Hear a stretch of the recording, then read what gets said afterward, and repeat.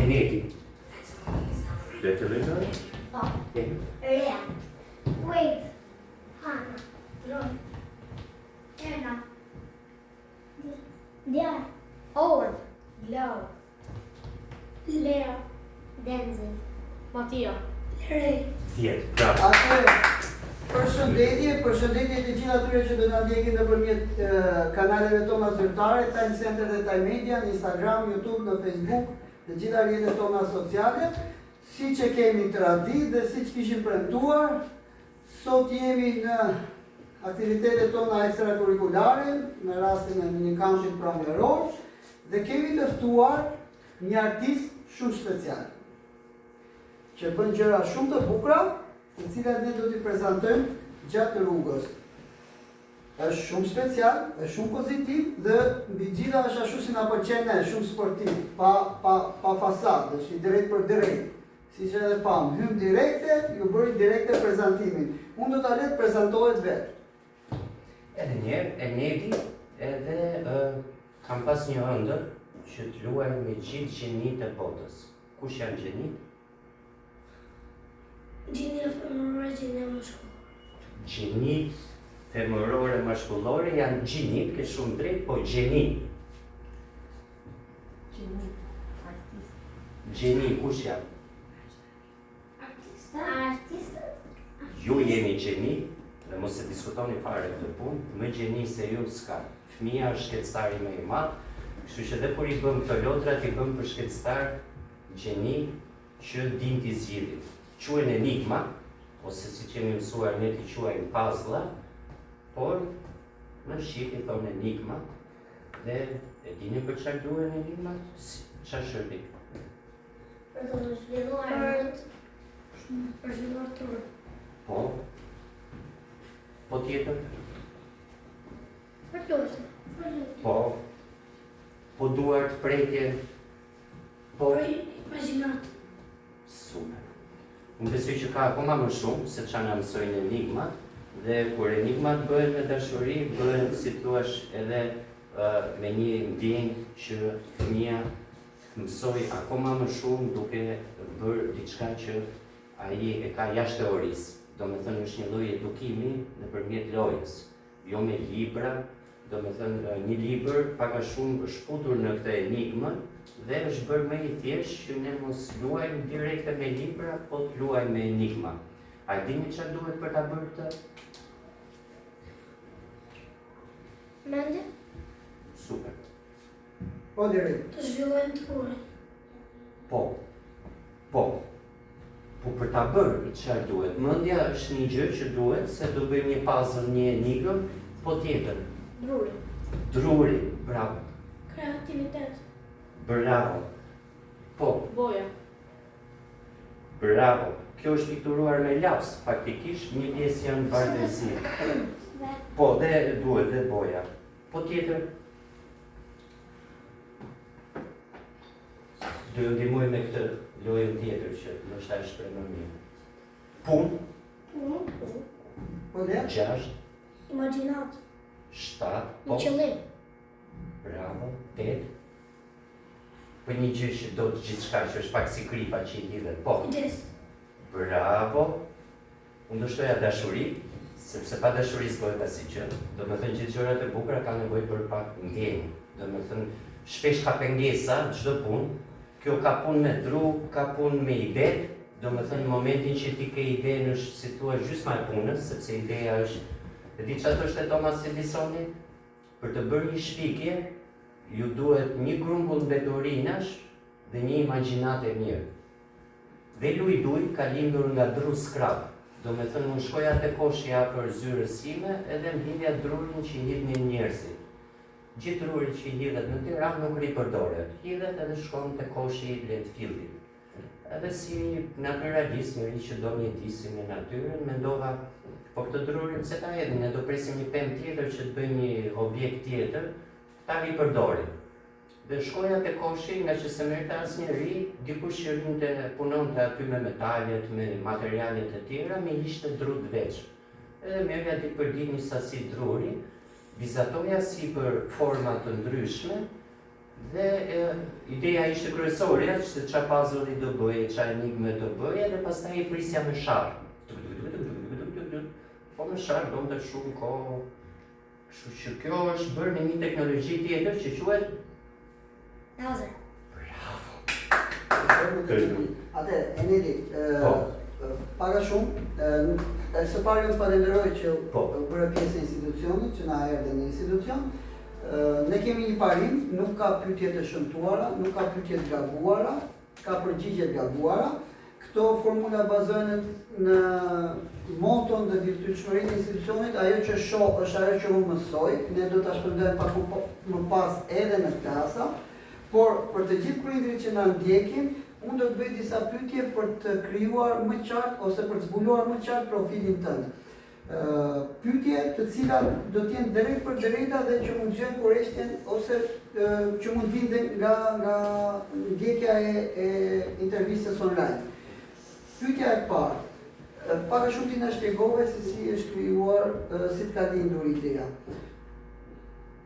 Kur fillove për herë të parë? Për herë të parë, Dhe kush ishte ngacmimi i vërtet që ti e simbolizon me punën që bën? po. Hera parë ishte i matë solli një sok druri në zyrë për të ngrohur. Një shok solli disa dru që ishte dru shumë i mirë pishe për të ngrohur gjithashtu. Kur bash drurin sa i mirë, sa i bukur ishte, mund bëheshin 100 forma, 100 lodra, tash jo, atë druri nuk do e djegim, do e japim një jetë të dytë. Dhe ai ishte frymëzimi i parë që vendosëm që drurin, skrap drurin që hidhej, ta bënim lodra druri. Sepse lodrat plastike ishin mbushur nëpër Tiranë, kudo që shkonim nëpër lumen kishte lodra plastike, kështu që si ambientalist kisha kohë që mendoja një zgjidhje për të bërë lodra ekologjike druri. Dhe quhen luj-duj, do me thënë luaj dhe duaj natyrën. Lodra druri që nuk e dëmtoj natyrën. Pra, kuptimi luj-duj që ti promovon është luaj dhe duaj natyrën. Po. Pra ka një lidhje midis natyrës dhe krijimtarisë. Po, e vërtet. Sa je mbështetur, kush ka mbështetur realisht dhe sa ke gjetur mundësi që ta promovosh këtë pasion? Pasionet janë pak, si thuash, që të thithin energji, të thithin dhe shpesh burime financiare, duhet kurse shumë, kur fillon një sipërmarrje, kjo quhet një sipërmarrje sociale ose biznes social, duhet të jesh pak kursimtar, siç është rasti i një nisme që sa fillon.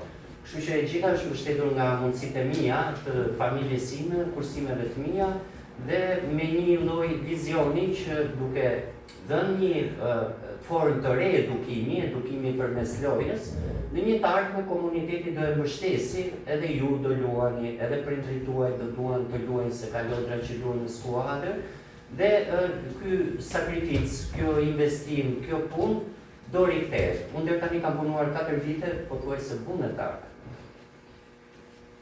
Zakonisht që punë e bokra bëhen, gjithë punët që bëhen me pasion e me zemër, fillojnë si vullnetar. Po. Sepse kjo është bukuria, jo gjithmonë, dhe profesori ja ka thënë, jo gjithmonë leku është gjithçka, në rast parë është vizioni dhe pasioni. Një këshill për prindrit, një këshill për prindrit dhe pse duhet që prindrit t'ja instalojnë fëmijëve këtë frymë, t'ja kultivojnë këtë frymë dhe të merren me këtë punë. Atëherë për ju edhe për prindrit, mënyra më e mirë e kërkimit edhe e mësimit është loja.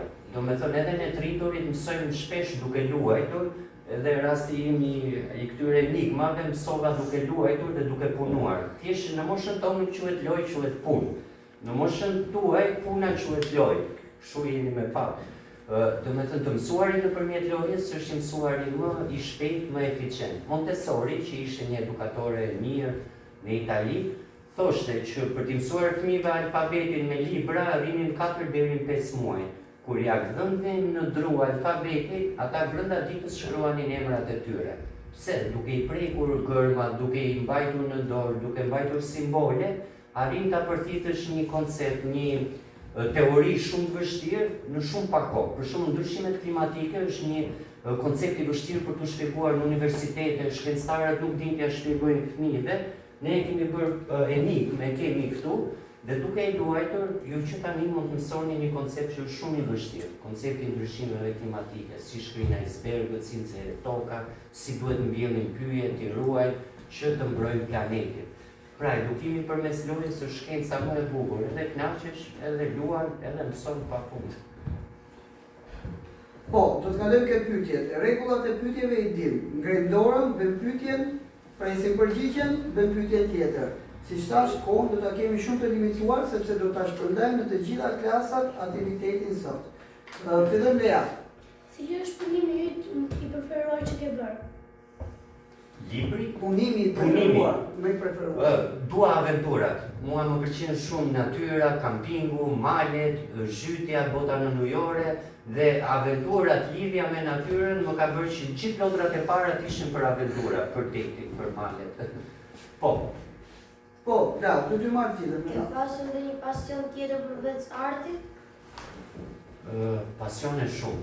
Do me thënë, pasionet kanë qenë pak a shumë si energjia e jetës, si dielli që nëpërmjet atyre ndriçonte zemra, idet, do me thënë idet vijnë nga pasionet, por pasionet janë si ato toka që duhet gërmuar e do mbjellur. Po, Hana. A të pëlqen ky arti që ti bën? Arti pa një funksion nuk më pëlqen shumë. Do me thënë, arti kur fëmijët do luajnë, ju do luani, prindrit do luajnë dhe do mësojnë duke luajtur, më jep një qëllim. Do me thënë, arti me qëllim më pëlqen shumë. Arti abstrakt që të pikturoj pa një funksion, jo dhe aq se janë natyrë praktike, në kuptimin dua të bëj gjëra që funksionojnë. Po. Faleminderit për pyetjen. Oh. Pse zgjodhe që të bëje enigma dhe jo një diçka tjetër? Rruga, nuk është se isha i qartë në fillim të thash, unë i bëja me sharë dhe dilnin pak si 3D lodrat, do me thënë dilnin si skulptura. Kur kam bërë lodrat e para, dua artin, dua sportin, ato futbolistët, artistët dilnin si skulptura. Pastaj rrugës mora këtë teknologjin lazer që të prodhoja më shumë dhe dolën enigma. Në fillim doja të bëja pak si Lego në thojza, sepse kisha parë që kishte shumë probleme me lodrat plastike, ndosnin, një dëmtim i vogël i lojës, lodra dilte jashtë funksioni, hidhej, ndërsa me dru lodra mund të rregulloj, mund të riparoj, mund të ripërdori, edhe t'jepte më shumë mundësi druri, plus që është natyral, kur e prek jep ndjesinë e natyrës. Janë shumë gjëra që më lidhen me drurin dhe jo me lodrat e tjera plastike. Plus që ishte edhe ide. Jo, më shumë e kisha për shembull për varg, për shembull për druri ose Po, në fillim ka bërë varka druri, anije, helikoptera druri që ishin shumë të bukur, por nuk arrija do të ndërtoja një, si thua, shkencë loje. Do me thënë mund bëja një varg në ditë, një projekt në javë, ndërsa nëpërmjet enigmave dhe lazerit mund prodhoja deri në 10 në ditë. Po, deri. Kush është piktura kush është krijimi që të ka përqyer më shumë nga të gjithë? Ti që unë çdo ditë bëja nga një ide, domethënë gjysma punës ishte ideja, sa kisha në kokë idenë isha i çlirët se pastaj për ta bërë nuk më mungonte puna. Domethënë punën e bëj me pasion shumë. Ideja shpesh është kryesorja se ngelesh pa punë. Dhe çdo ditë që kisha një ide, shkruaja me një fletore dhe sa shkoja te puna filloja ta zbatoja. Vizatimi, shkronjat, simbolet, programet kompjuterike, gjithsa shkoja te lazeri që e fusja në prodhim dhe e ripunoja. Po, Willy. Pse thonë këtë? Pse zgjodhe këtë punë? Pasioni, dashuria për të bërë diçka ndryshe. Unë jam marrë me mjedisin edhe kjo ishte një vazhdimsi e edukimit mjedisor. Do me thënë, edukimi mjedisor në shkolla, kopshte, unë e kam filluar me bicikletën, mësoja bicikletën në për kopshte, në komunitetin e Tiranës doja që të kishte korsi bicikletash, dhe në dashuria për mjedisin për natyrën, shkova te druri dhe te lodrat. 2 pyetjet e fundit. Po, Rea. Se i ke zgjedhur të vizatosh në dru dhe jo në flet? Po druri është më rezistent, qëndron, edhe ka, si thua, më shumë ndjesi natyre. Fletra nga druri vjen, është e natyrës gjithashtu, po druri qëndron më gjatë. edhe diçka, kur shkoja në Përlume në grup derdi që bënin pastrime nga metorinat e kështu, shitja lodra plastike. Edhe thoja me vete atë ishin lodra druri, mund t'i merja mbrapsht e t'i ripërdornin, se nuk vdes furt. Po, A ka qenë nevojë të bëje një punim për druri? 100 parat ishin shumë të vështira, te 101-ta u bëra mjeshtër profesionist. Dakor, që të respektojmë kohën, që e kemi të limituar për ta mbyllur, dhe pastaj do të vazhdojmë në klasa me aktivitetin. Enet, unë i kam parë, ti bën një punë vërtet të mrekullueshme dhe vërtet të përgëzoj. Sa e rëndësishme është arti dhe këtu dua një mesazh që duhet ta dëgjoj sepse ne kemi një parim që të thuhen me zë gjërat që thuhen në zë. Këtu duhet ta dëgjoj kushdo që ka në dorë për ta bërë shoqëri më të mirë. Duhet kuptojmë që fëmijët janë drita e syrit dhe janë të panegociueshme. Ne në institucione kemi si moto që të panegociueshëm kemi vetëm fëmijët. Do të bëj 2 pyetje e fundit, por para shumë kam pyetjen këtu. Një mesazh që ti do t'i drejtohesh kujt të duash ti, pa e specifikuar, ose qoftë duke e specifikuar, sepse duhet që të afrohemi më shumë me artin. Sepse në shkolla, kudo, si në përgjithësi, duke përgjithësuar gjithë, sikur mungon pak kjo pjesa e arti është një pjesë e ushqimit të shpirtit. Po. Pra siç duhet kemi ushqimin mendor edhe atë fizik, duhet kemi edhe një ushqim të shpirtit. Cili është një mesazh, një lutje, një kërkesë që ti mund kesh për këtë që do ta dëgjoj? Ju e thatë shumë mirë, do me thënë arti është që formëson shpirtin tonë. Shpirti jonë është pak si ato yjet që ndërron shumë, do të arrijë shumë gjëra, dhe arti është mënyra më e zakonshme për ta ushqyer këto ëndra, këto frymëzime, këto pasione. Do me thënë gjitha pasionet vijnë pak edhe nga puna, nga vullneti, por shumë edhe nga arti të menduarit abstrakt. Shpesh këto nuk ndahen. Unë jam shumë fan si sportit, i bicikletës, i maleve e kështu, por arti është ajo që përmëson shpirtrat tanë në kuptimin zemrën, ndjesit, emocionet, i jep forcë ëndrave, dhe gjitha këto bashkë krijojnë ato ekosistemin që ne nesër të bëjmë shumë ëndra që ne i kemi ndëruar, të bëjmë realitet.